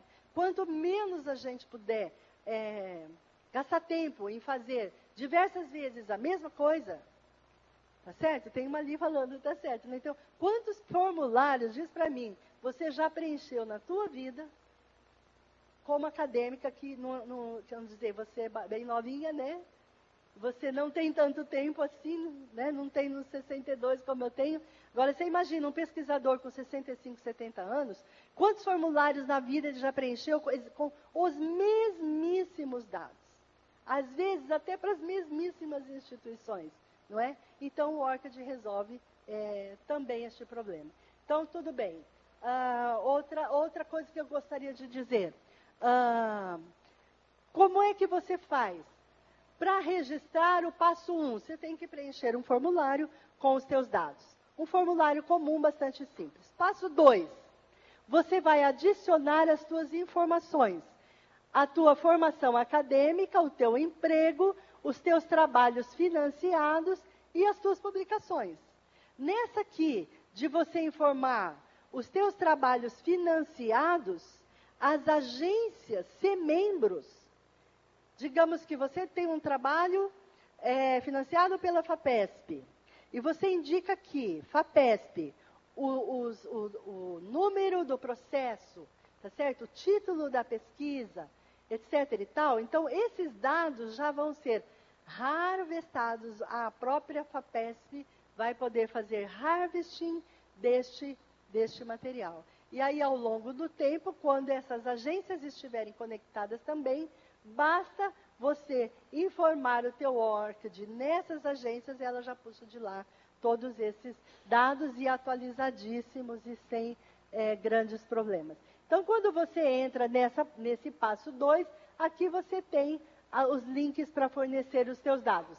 E assim que o Eduardo, ele vai vir, eu peguei o ORCID do Eduardo, ele vai vir fazer a palestra quinta-feira sobre Lattes, bibliotecário lá da USP de São Carlos. Esse aqui é o ORCID do Eduardo. Então, orcid.org/... O que é o ORCID? É um conjunto de 16 dígitos separados entre si de 4 em 4 por um hífen. Então, 4 hífen, 4 hífen, 4 hífen. 16 dígitos, precedidos por uma barra, onde, para que ele fique uma URL ativa, então ele tem orcid.org/ esses 16 dígitos na sequência. Então, esse é o Research ID e eu vou mostrar os próximos formulários. Então, eu entrei aqui, esse é o meu, então o meu emprego, os trabalhos financiados não tive nenhum, os meus trabalhos publicados, e não sei se vocês conseguem ler aqui, conseguem? Source, crossref. Então, tem aqui o DOI do trabalho, título do trabalho, em que revista, ano, volume, fascículo, etc. E a fonte. Quando eu fui alimentar o meu ORCID, eu usei como fonte a Crossref. Cliquei em Crossref, e aí o ORCID já importou este trabalho automaticamente da Crossref para cá. Este outro trabalho, que foi publicado numa revista brasileira, a fonte foi Crossref também. Esse artigo tem DOI. Se ele tem DOI, ele está na Crossref. E se ele está na Crossref, você importa automaticamente para o teu ORCID. E se ele não tem DOI ainda, você pode obter um DOI gratuitamente para este trabalho. Próximo passo. Eu importei primeiro tudo aquilo que estava automaticamente, mas eu também posso adicionar trabalhos manualmente. Para isso, você clica aqui e você tem o link para adicionar manualmente, preenchendo os mesmos formulários que ele importa automaticamente. Então, eu tenho o link para configurar a minha conta. Aqui, você tem as preferências de privacidade. É nesse lugar que o dono do ORCID vai informar para o ORCID se ele vai autorizar ou não a sua instituição a utilizar, a alimentar o seu ORCID automaticamente como instituição. Porque você vai dizer lá no formulário que você é empregado, ou você é funcionário, você é professor, você é pós-graduando da instituição tal. Esse é um metadado. Se essa instituição tal for membro institucional, ela pode fazer esse intercâmbio de metadados automaticamente, desde que você autoriza. Onde você autoriza? Nessas preferências de privacidade aqui. Aqui você troca a senha, as notificações de caixa de entrada. Eu coloquei aqui para me dar alerta, para fazer, me mandar um e-mail. O que acontece? Quando, digamos, eu não coloquei no meu ORCID um trabalho que eu fiz em coautoria com alguém. Eu já fiz um trabalho, por exemplo, em coautoria com Gildenir. Gildenir não tinha ORCID. Ele é coautor de um trabalho comigo. Aí Gildenir entra e ele informa aquele trabalho dele, no ORCID dele, e ele informa os coautores. ORCID detecta os outros coautores que têm ORCID também e me manda uma notificação. Olha, fulano de tal, me manda um e-mail assim, esse trabalho realmente é você? Sempre ele pergunta, é você mesmo? Quer dizer, esse nome para nós é você. Se você for o autor deste trabalho, então você clica aqui, ele importa automaticamente para o meu registro os trabalhos que eu fiz em coautoria com outras pessoas que eu me esqueci por algum motivo de incluir. Se eu incluir, os meus coautores não tem trabalho nenhum, é um clique, vai para o ORCID deles. Tá certo? Organizações confiáveis, isso aqui são informações também interessantes. Aqui é que eu tenho a lista, está aumentando cada dia mais a lista de instituições membros ou editoras membros ou fornecedores de metadados que eu posso escolher. Olha, eu quero importar automaticamente da Crossref. Eu clico aqui em Crossref, aí ele me mostra a lista que Sueli de Brito Clemente Soares tem publicado com DOI, que é a base onde a Crossref é a base de tudo que tem DOI. Então, tem uma lista de trabalhos aqui. Este primeiro trabalho, de fato, é meu. Sueli sou eu. Aí eu clico aqui, adiciono lá no meu ORCID. Essa aqui, a construção de portais de publicações periódicas, trabalho meu, tá? Vai para lá. Esse daqui, Hermadoma extradural do córtex relar de casa. Esse aqui não sou eu. Só que entre os autores tem aqui um Clemente, tem um Soares e tem um Sueli. Mas não sou eu. Se não sou eu tiro fora. Tá certo? Então, ele vai te dar sempre uma lista com nomes iguais ou parecidos ao teu, e aquilo que é teu, com um clique, você manda para o teu ORCID ou não. Tá certo? E uma coisa interessante, estando nesta parte de importação, lá na Crossref, você pode, digamos assim, eu quero utilizar essa referência para citar. Como é que eu cito essa referência em normas comuns? E aí você tem aqui, não sei se dá para vocês lerem, as opções. Eu escolhi a opção na norma Vancouver. Então, aquele meu trabalho que está no ORCID, eu posso importar essa referência já normalizada na norma que eu quiser. Então, é uma fonte para que você possa ter referências normalizadas dos autores que você está citando, sem ter que fazer essa referência, copia e cola. Tá certo? Então, com diversas opções, Bibliotex, RIS, APA, Harvard, I3E, MLA, Chicago, aqui não tem a BNT, viu, gente? Pelo menos por enquanto.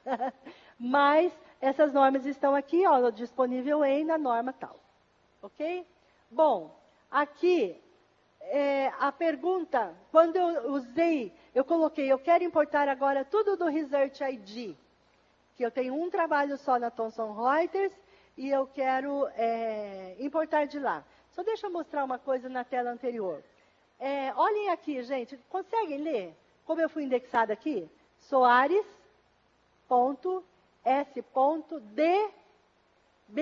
sem espaço e c. Olha a grafia do meu nome como ficou. Na BNT seria Soares, vírgula, S.B.C. Só que eu fui indexada assim. Então, para alguns indexadores, essa Soares aqui não sou eu. É outra pessoa. Bom, então quando eu escolhi trazer automaticamente do Research ID, eu tenho que clicar aqui em autorizar. Por quê? O sistema OrcID vai checar o meu ID na Thomson Reuters para ver se sou eu mesmo. Então, há uma checagem de IDs interna entre os sistemas. Então, eu clico aqui em autorizar. O que acontece? Ele vai cair lá no Research ID.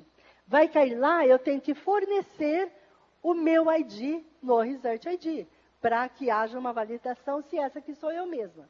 Da mesma forma na Scopus. Escolhi integrar Scopus com OrcID, ele vai perguntar se sou eu. Aliás, aqui tem 2 pessoas com 2 trabalhos que duplicam meu nome. Uma delas até é da Faculdade de Educação Unicamp, mas não sou eu, porque esses trabalhos aqui não sou eu. Por exemplo, Redalic. Redalic é uma base de dados que pega publicações latino-americanas e de países que falam português e falam espanhol. Então, é uma base de dados bastante importante, só que eu não tinha o ID da Redalic. Então, eu vou mostrar na sequência aqui as telas como faz. O ID dentro da Redalic, eles montam um ID que se chama autores. Então, eu tive que preencher o formulário para conquistar o ID dentro da Redalic. Ali eles colocaram até um captcha, tá vendo? Para verificar se não é um robô. Pronto, me registrei. Me registrei, eu recebi no meu e-mail um e-mail para eu confirmar se esse e-mail cadastrado sou eu mesma. Então, confirmei. Aí ele criou um ID para mim, eu tenho um editar perfil aqui. Então, eu já tenho um ID na Redalic. Coloquei minha foto, meus dados. O meu OrcID importado automaticamente aqui, o ID dentro da Redalic aqui, e eu posso exportar o meu perfil em PDF, caso eu queira. E lá do OrcID também dá para fazer isso. E aqui, achei uma coisa interessante, que eu posso exportar esse meu perfil, inclusive em XML, que dá depois para eu importar para o periódicos Lattes, né, para os Lattes, para a plataforma Lattes, não periódicos. Então, aqui, quando eu entro no meu perfil do Redalic, eu já tenho o meu ID dentro da Redalic e o meu OrcID nessa forma. Esse aqui é o formulário para você adicionar manualmente. Então, os campos, você escolhe que tipo de publicação. Dependendo do tipo de publicação que você vai incorporar, vai ser um tipo de formulário. Passo 3, como você divulga. Por exemplo, você tem a opção aqui à tua esquerda para gerar em QR Code o teu código OrcID. O que é o QR Code? É aquele código que já tomou lugar do código de barras. Então, aqueles que receberam aí o formulário da Content Mind, pode ver que lá ao alto em cima tem o QR Code da Content Mind. Se você tem um QR Code Reader no teu celular, você direciona a câmera do teu celular para esse QR Code e ao invés de você digitar a URL da Content Mind, então, pelo celular você acessa automaticamente a URL da Content Mind sem ter que digitar nada. Então, você pode gerar o teu QR Code, teu QR Code em... o teu OrcID. em QR Code. É muita sopa de siglas, né? O teu ORCID você pode gerar em QR Code, aí você baixa essa imagem, aí você pode pôr no teu cartão, no teu blog, na tua página, no teu Face, substituindo até a tua imagem. Qual é a vantagem? É que quem fizer a leitura desse QR Code já vai acessar o teu ORCID automaticamente, sem ter que digitar aquela URL enorme, tá certo? Então aqui o Welcome to QR Code, né, o ORCID em QR Code, você cria, é bastante simples. E terminando, eu gostaria de deixar com vocês algumas leituras complementares, nas quais eu me baseei, algumas delas até são vídeos e são páginas da internet, que eu deixo aí com vocês, para que vocês possam consultar posteriormente. Esse PowerPoint vai ser disponibilizado aqui na semana da escrita, né? Então vocês vão poder baixar e utilizar o que vocês quiserem. Eu agradeço a atenção, a oportunidade e me coloco aí à vossa disposição para perguntas, que certamente eu vi que tem alguns que mandaram alguns formulários preenchidos. Muito obrigada, gente, e obrigada pela paciência, pela atenção. Espero que vocês tenham saído daqui convencidos, ok? Quantos é que vão fazer o seu ORCID nas próximas horas, por favor? Olha só que maravilha, pronto. Já me sinto gratificada, tá certo? Quem não tem, está animado a fazer. É essa a finalidade. Então, me coloque à disposição caso vocês tenham qualquer dúvida a esse respeito. Muito obrigada.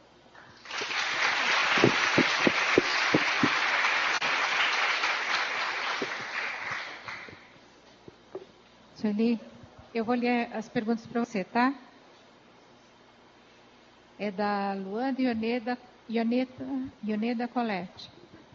Acredito que a oficina mostrou a enorme importância do ORCID e agradeço muito pelas informações. Seria melhor, então, quando publicar um artigo, nas informações impressas do autor, colocar o ORCID ao invés de instituição e endereço de e-mail? Ao invés de, ainda é cedo. Ainda é cedo. Eu acredito que nós estamos chegando lá. Dentro de algum tempo, espero que não demore muito, esta plataforma consiga substituir uma série de coisas que nos toma muito tempo. Tá certo? Mesmo a afiliação institucional que você coloca, digamos, você submete um artigo para uma determinada revista. As regras para que você faça essa informação variam de revista para revista, não é assim? O mesmo artigo que você submete a uma revista, se não foi aceito por aquela revista, quando você vai submeter a outra, você tem que editar uma série de coisas. E uma delas é essa, o estilo de você dizer, fornecer os seus dados institucionais, mudam de revista para revista. É de Patrícia Sanches. É possível hoje importar os dados do CBLAT para o ORCID? Olha, a Lilian Pessoa respondeu essa pergunta, acho que há uns 10 dias, uma semana, ela fez uma webconferência pelo Springer, ela respondeu essa pergunta. Eu vou plagiar a Lilian Pessoa, que é a pessoa responsável pelo ORCID na América Latina. Lilian Pessoa, ela respondeu o seguinte, que ORCID está em negociação com o CNPq Campus para a integração dos bancos de dados. Então, como está em negociação, nós temos que aguardar até que eles possam realmente promover essa integração. O que eu tenho percebido é que, desde a primeira vez que eu entrei no ORCID e comecei a mexer nisso, eu não sabia nada vezes nada do que era isso, e comecei a assistir alguns webinars, até em inglês, para poder aprender sobre essa novidade. Talvez ORCID seja uma das últimas novidades na comunicação científica, talvez seja isso. Então, não por ser eu, mas está de parabéns à Semana de Escrita Científica por trazer esse tema nessa semana, porque realmente é uma das últimas novidades. Então, o número de instituições membros e o número de instituições que estão fornecendo dados para interoperabilizar, né?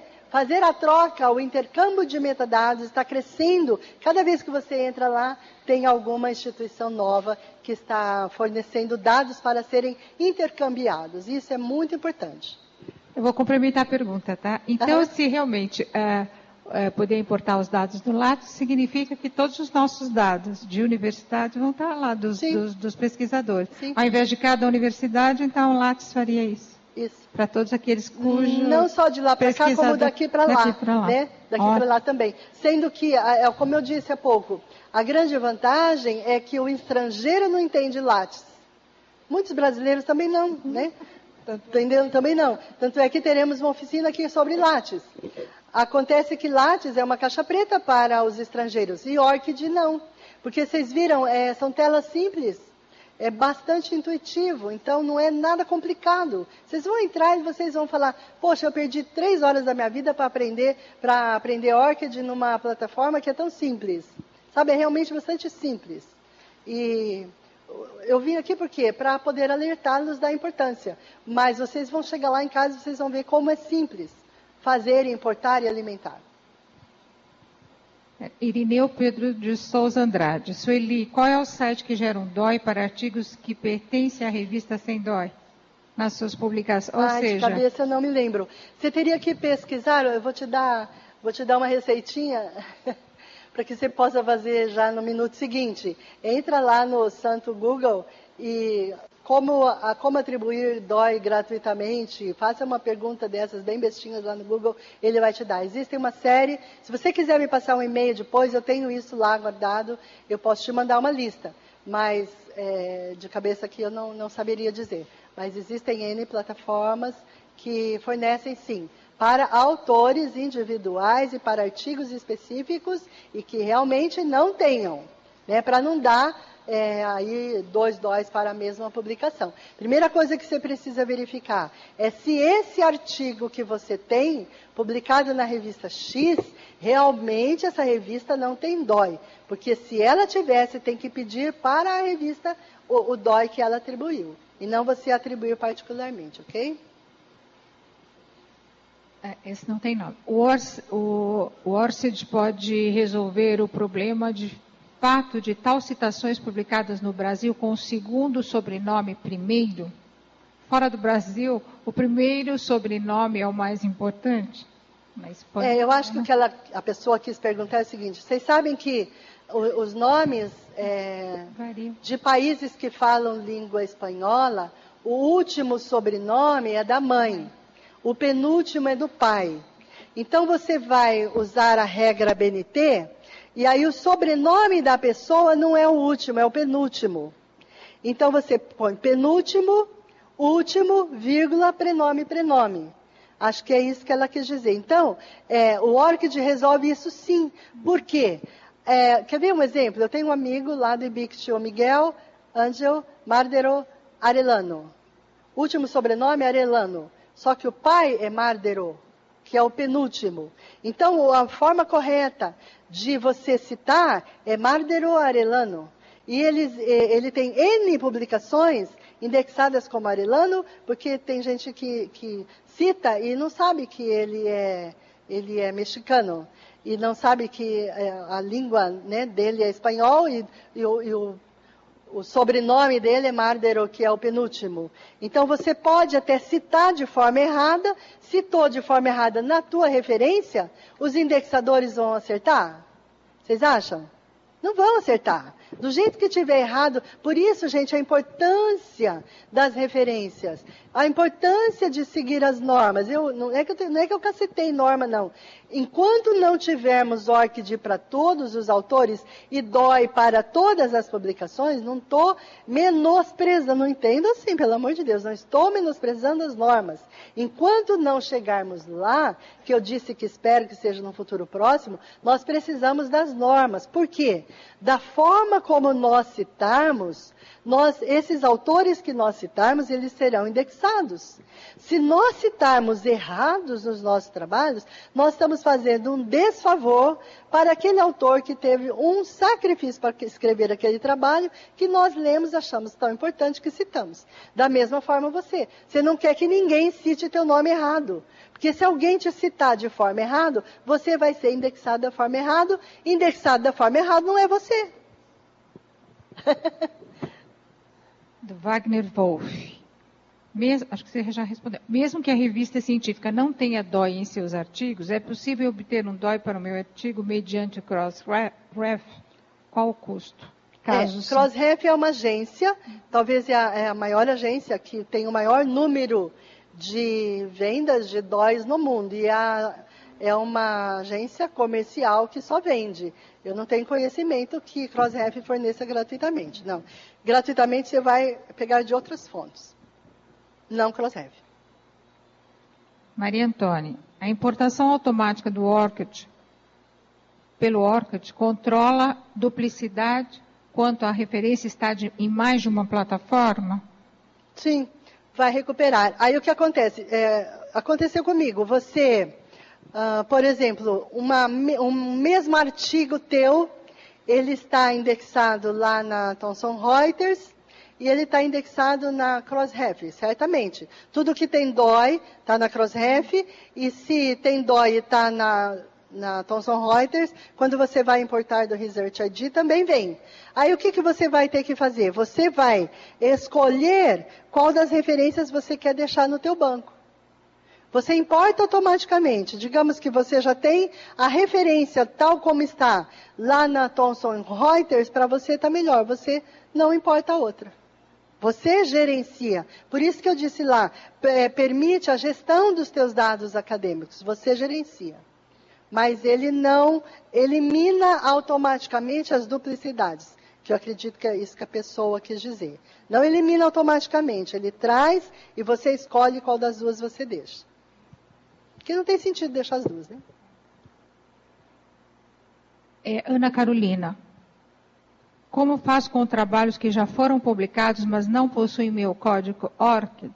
Existe uma forma de inseri-lo? Sim. Seja onde for que você publicou um artigo numa revista, essa revista utiliza um sistema. As revistas mais importantes do mundo hoje utilizam sistemas. Eu mencionei alguns. Se são Cielo, ou estão no sistema OJS, ou estão no sistema ScholarOne. Se essa revista é indexada ou publicada pela Springer, o sistema da Springer. Da Elsevier, a Elsevier tem o seu próprio sistema. Quer dizer, onde quer que o teu artigo esteja publicado na revista X, essa revista X está dentro de um sistema. Se ela está publicada na web, ela foi publicada dentro do sistema. Dentro desse sistema, você tem como entrar como autor daquele artigo. Então, você entra no sistema como autor, no teu perfil de autor, com certeza tem um campo escrito ORCID. Você digita lá o teu ORCID, copia e cola. Do teu ORCID, copia e cola lá, salva o teu registro. Pronto. O que vai acontecer? Lá fora, na recuperação desse artigo, dentro da plataforma, seja qual ela for, nos metadados do autor, o ORCID vai ser uma URL.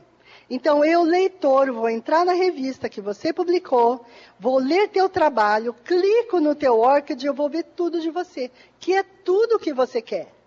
Se aquele trabalho, às vezes a pessoa não vai citar aquele, ela pode citar um trabalho anterior que você fez e que ela não teve acesso porque não está nessa revista. Ela vai ter acesso a todos os teus trabalhos, inclusive teus dados, de que universidade é, Você fala, mas o Lattes também faz isso. Faz. Só que eu disse, para você, isso no Brasil, o brasileiro entende Lattes, mais ou menos entende mais. Um estrangeiro, não. Então, se um estrangeiro se interessou por um trabalho, ele vai entrar e vai clicar no ORCID, porque é comum para ele. Vocês viram quantos ORCID já tem no mundo? Mais de 2 milhões de registros. 15 mil só na América Latina. Ela fez mais uma pergunta. Apenas artigos podem ter DOI ou qualquer publicação com ISSN? E também pera um pouquinho, ela disse. Tem um comentário. Excelente palestra, parabéns e muito obrigada. Eu fico lisonjeada. Olha, DOI nada a ver com ISSN. São coisas diferentes para finalidades diferentes, propósitos diferentes. Para que serve DOI? Eu disse aqui no começo. O DOI serve para resolver aquele problema do disponível em acesso em. O DOI é para resolver isso. Você clicou no DOI, você tem que chegar ao texto completo. Ponto. É para isso que serve DOI. Não serve para outra coisa. Não gera relatório, não tem... Sabe, é para isso. É para você recuperar o texto completo, ponto. Comparado com o ISSN. Qual é vamos dizer, há 2 décadas, 3 décadas atrás, nenhum pesquisador sério publicava seu trabalho numa revista que não tivesse ISSN. Por quê? O ISSN é um número padrão, é um código também padrão, atribuído por um organismo internacional, que as revistas, para que elas tenham ISSN, elas têm que obedecer a padrões mínimos internacionais. Então, International Standard Serial Number é o que quer dizer ISSN. E também ISBN para Book Number. Então, todos os autores, para terem os seus direitos autorais garantidos, eles têm que fazer um registro, um cadastro e ter o seu ISBN para aquela obra. Então, é para garantir a autoria. E DOI é para garantir o acesso ao texto completo. Então, o ISSN, ele era importante até algum tempo atrás, porque a revista que não tivesse ISSN não era uma revista confiável. Quer dizer, não estava obedecendo a padrões estandardizados, padrões internacionais. O ISSN é um International Serial Number. Quer dizer, é um padrão internacional para que a revista consiga ter um ISSN. E cada país tem um escritório em que os pesquisadores daquele país pedem o registro ISSN para as suas revistas. Quem tem ISSN é a revista, ou a publicação, seja livro, é o ISBN, seja revista, ISSN. Agora, DOI, quem tem é o artigo, é o documento digital. O documento, seja vídeo, é o documento digital. Pode ser vídeo, pode ser texto, pode ser áudio, pode ser uma figura. Você pode atribuir o DOI a uma figura. É isso? Obrigada, Sueli. Cadê a mestra de cerimônia? Acho que finalizamos. Foi um prazer, viu, gente? Eu espero que vocês baixem o PowerPoint e entrem naqueles links indicados para que vocês tenham acesso a uma série de informações.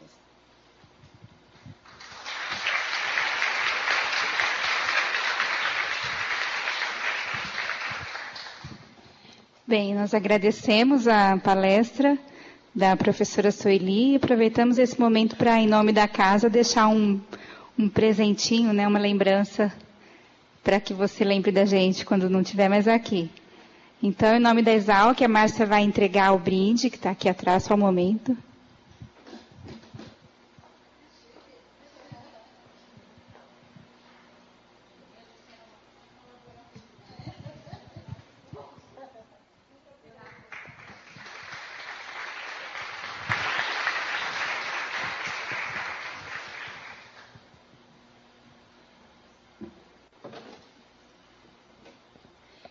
Bem, pessoal, então a gente vai para os últimos avisos. Estamos no horário correto. Então, eu gostaria de avisar que as oficinas são sempre realizadas, né, das 14h30 às 17h. E amanhã e na quinta-feira, como previsto, será realmente lá no pavilhão de Química. À tarde, nós tivemos um probleminha, mas acreditamos que já esteja normalizado.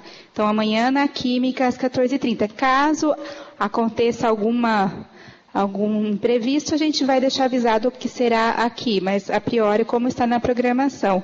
E pela manhã, lá no pavilhão de Engenharia, nós receberemos o professor Zucoloto. Esperamos que amanhã vamos ter uma grande plateia e que vai também ser uma manhã muito boa.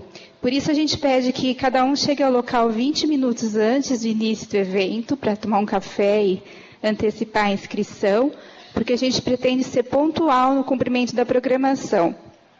Os formulários de perguntas serão entregues à palestrante para continuar no contato com quem fez o comentário, e quem ainda não assinou a folha de frequência, a presença, se quiser confirmar se realmente está ok, é só passar ali na mesa da recepção para que a gente possa enviar o certificado posteriormente pelo e-mail. Então, agradeço a presença de todos em nome da equipe e desejo uma ótima semana a todos.